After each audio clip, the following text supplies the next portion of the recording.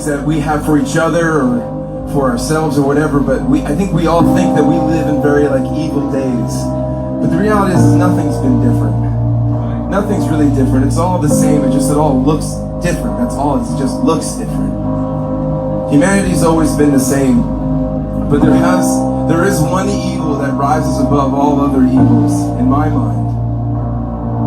There's this moment in time where a truly innocent man, the man Jesus, is hanging on a cross, being put to death innocently, wrongly rather. He's innocent and he's been put to death, and he didn't deserve it. He didn't deserve the death that he received, and this wasn't just a common death. This was really one of the worst forms of being put to death, this crucifixion. You suffocate, you hang there, you die, you're thirsty, you're starving. And you essentially just suffocate under the weight of your own body. And if that's not enough, this man was brutally beaten beforehand. Brutally beaten, mocked, spat in his face. People would whip him from behind and mock him. They stripped him naked. Can you imagine dying naked? Is there anything more shameful and awful to imagine but to die naked before a group of strangers? And there he was, a group of people who hated him so fiercely that they would put him to death in this way, but they had no good reason for why they would kill him. No good reason other than this. They didn't like who he was. They didn't like who he was, and they didn't like what he represented. And it's crazy you think that Jesus, this man, who was not just man, this was God in the flesh, who had much power, and the world had seen his power. They'd seen his might. They'd seen how he would just speak and things would change. He would heal those who were blind by speaking. He would heal the lame by telling them to get up and walk. He would calm raging seas. He would cause demons to leave people's bodies just by a word.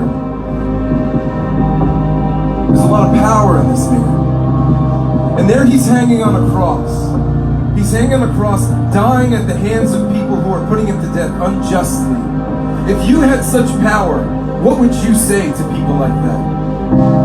I'll tell you this, if it was me, if I had that power, I would say this: God, Father, take account of all those who have spat in my face and cursed me and beaten me and have treated me wrongly, so they will suffer. If that was me, that's what I would say. But I'm an evil man, and Jesus is not like me. He's not like you, and he's not like anybody else you know. Imagine this man picks his head up as he's hanging there, dying in his last breaths. He picks up his head. What is he going to say to people just like us? Because here's the reality, my friends. We weren't there, but in our hearts we treat him so very similarly.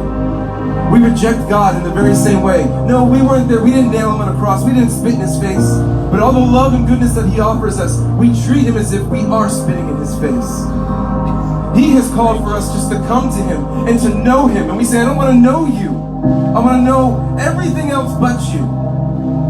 All the things that God has said is good. Don't lie. Be faithful. Be with just one partner. Be committed to one person. Don't look lustfully at others. Don't kill. Don't steal. Honor your parents. Have no other gods. We've broken all of those laws. We've looked at him and seen that he is not worth our time. We've put him away just like that crowd did. So it begs the question, what does God say to a people like them and a people like us? When he lifted his head up, he cried out this. He said, Father, forgive them because they do not know what they're doing. Our sin is so insane. It is insane the way that we act towards God. But thank God that he doesn't leave us in that place. This is what God offers, and this is the gospel. Father, forgive them. They don't know any better. Come to me, he says. Come to me. This death that I'm dying, I wasn't captured. I offered up my life on my own account so that he may pay for the sin and the death that we deserve. He was no victim, my friends. He was a victor. He did that for people like us so that we can know the love of God in a way that we were meant to know it, which is full and free. There's so much more to the gospel message. If you want to know, come talk to us. Otherwise, we've got a couple more songs.